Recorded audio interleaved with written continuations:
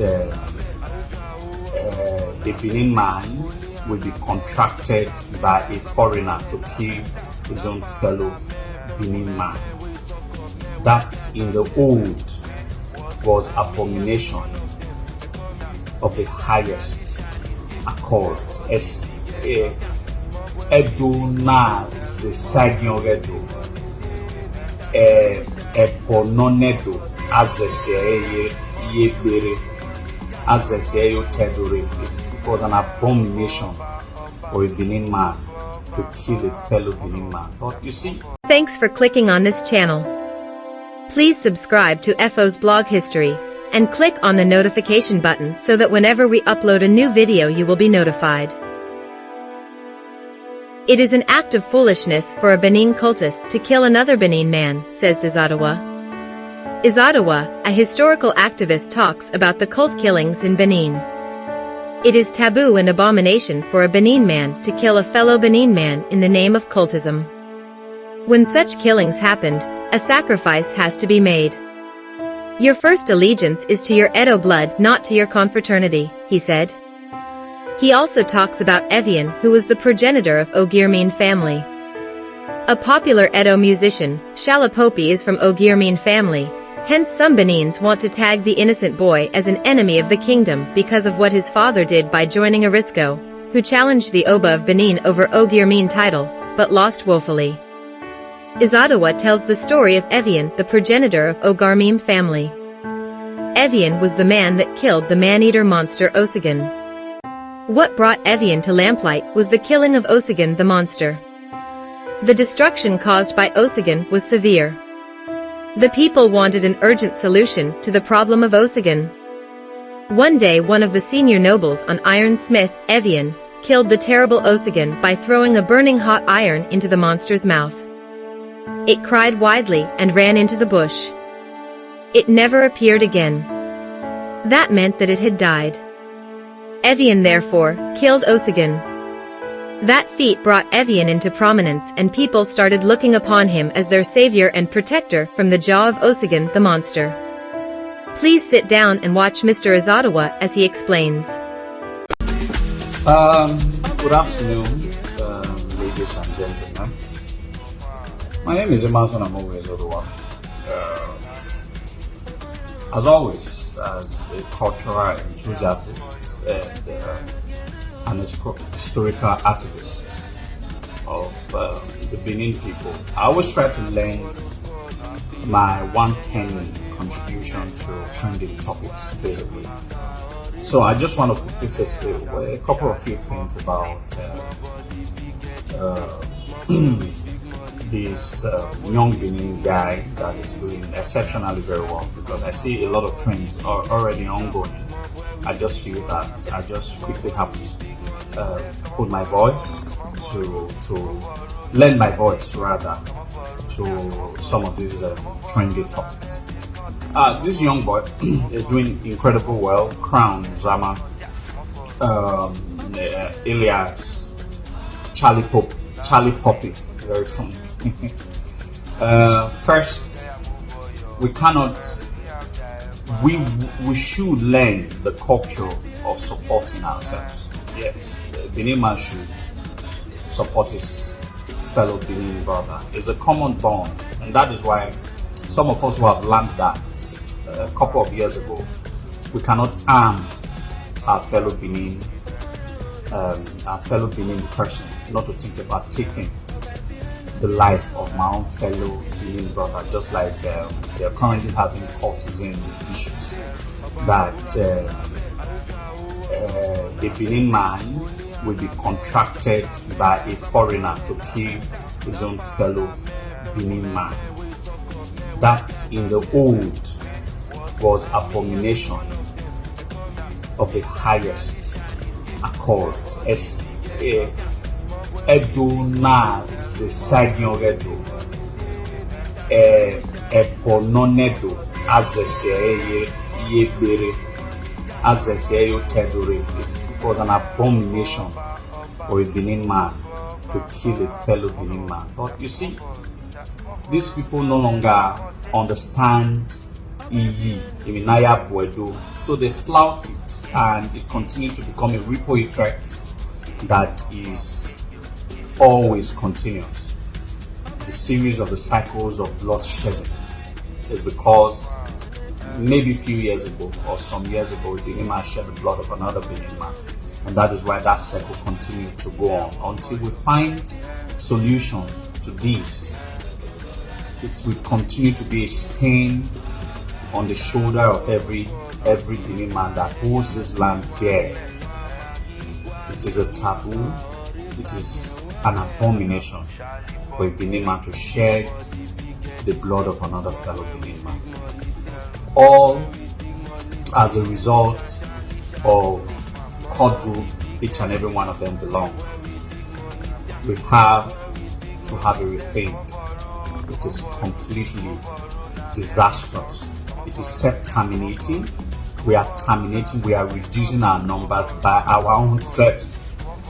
That's the height of foolishness in the accord of servitude to cult group. You are first an Edo man before any cult fraternity. You were born as an Edo man. You have your first allegiance is to your Edo, your fellow Edo blood, and not to your confraternity group. It takes a very educated person and a very wise person to understand the rules of life. I don't want to speak much on that. Let me speak much on this Charlie Popo guy. And though I'm very much aware of the family that he came from, no matter what I feel, I've been one of the biggest advocates of the 21st century in calling the bluff of some of these Ogiame bandwagons. But first, there's one fact. The Ogiamens are pure Benin people. If they refer to themselves as Idu children or Igodomigodo children, it's the same thing as being a Benin person. They are pure breeds. Just like many of us are pure breeds of the Benin. For the fact that one's father or parental line have a different view of the royal house of Benin Kingdom, it doesn't make them less of a Benin. I just want to first of all clear that impression, because I always stand for the truth. Although a lot of people tend to misinterpret what I represent. I represent loyalty to the land, loyalty to the throne, and the loyalty to the people. And that is guided by the principle of honesty, integrity, and truth. That is what I've always believed in. So, the Ogiamen family are purely Benin people from all perspective of history. From all perspective of history. I might be a young lad, like presumably I am, but not too young though. But I know so much history of this land. Better than a whole lot of people of this land. So I'm not talking from a shallow-minded perspective. I'm talking from a deep-rooted perspective that these people are pure Benin breds. I'll give an example. And okay, for me to give an example, let me establish one fact. Evian. I know there have been a slang, a lot of people wanting to know Evian. Evian in his era was the most patriotic Edo man of his era. In the era of Evian, we had a national crisis, a national problem, a national difficulty, a national catastrophe that was almost going to eradicate or eliminate the existentiality of the Edo people. It took the bravery, the ruggedness, the doggedness of a personage called Evian to be able to scare away a live beast, what some epic European movies would call dragon. It took the heroism of a man called Evian Nuriebe, or Nuriebe rather, to be able, with his gallantry, was able to scare away Osogan, the mystical Osogan. And we now had a place we call Edo today. And Evian is the patriarch of the Ogiame. It's just like when you say you're saying that our Obaseki betrayed Benin in 1897, automatically you want to use the sins of our Obaseki to rob Ogbedi Oyo, who was his father. Evian was the father of the Ogiamien Irebo, who was eventually nicknamed Ogiamien.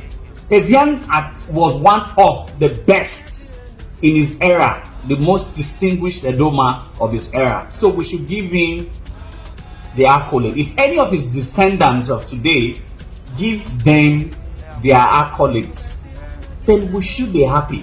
As a matter of fact, Evian should be celebrated by every Edo man and woman out there. I stand for the truth, and that is the truth. I'm going to read from a book so that people can understand why some of us just do not talk. We talk basically because of how much we've read and how much we understand our history.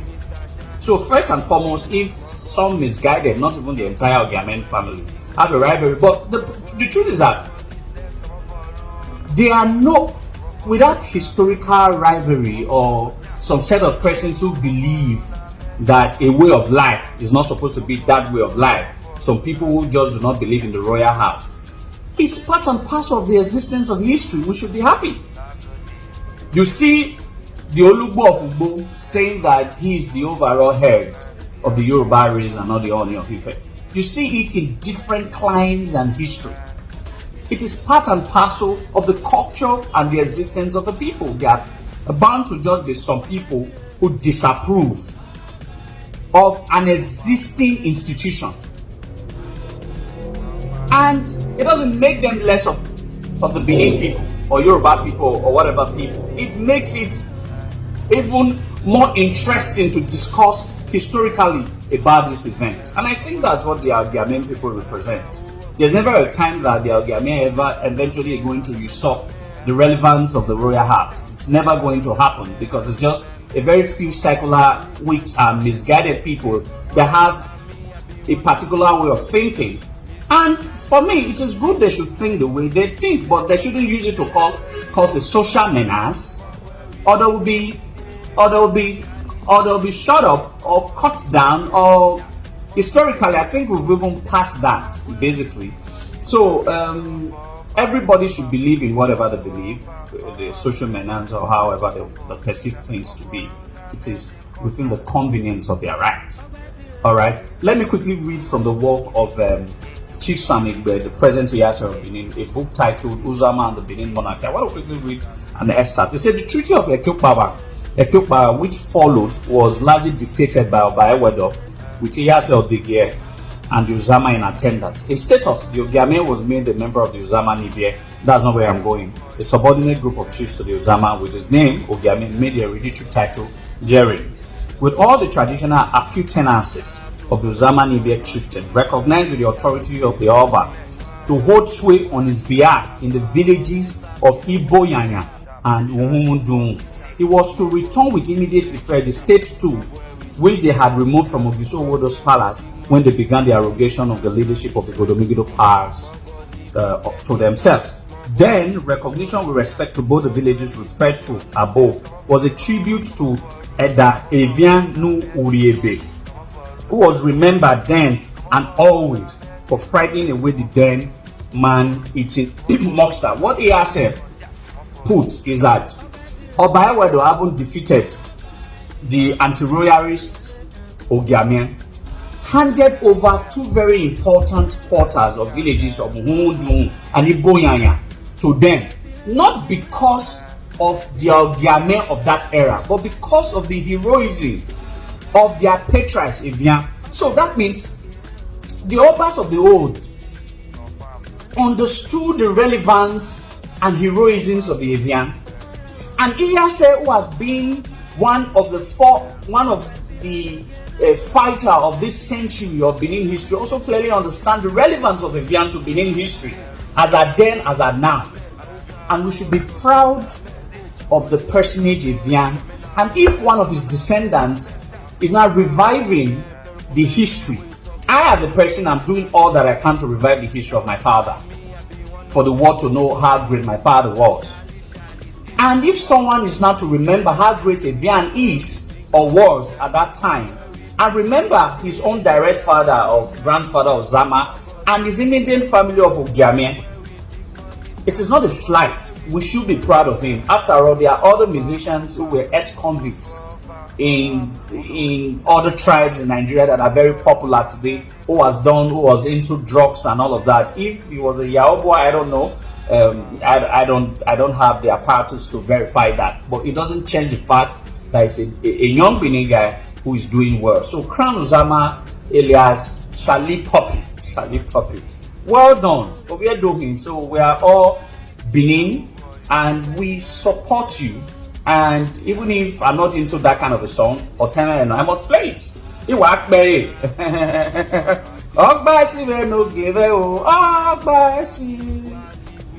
It is even in remembrance of the great heroism of the Oba of Benin that song Oba Pluto was all about. And if he recognizes his immediate family, he recognizes the family and he recognizes the authority of Oba of Benin on all the Benin people. So I thank all of you. I thank Charlie Poppy. We should support him. Obi Maino, Timaino. So what I will say, let the legacy of Evian never be forgotten. And let the legacies of all the Obas of Benin never be forgotten. Oba and talk about it.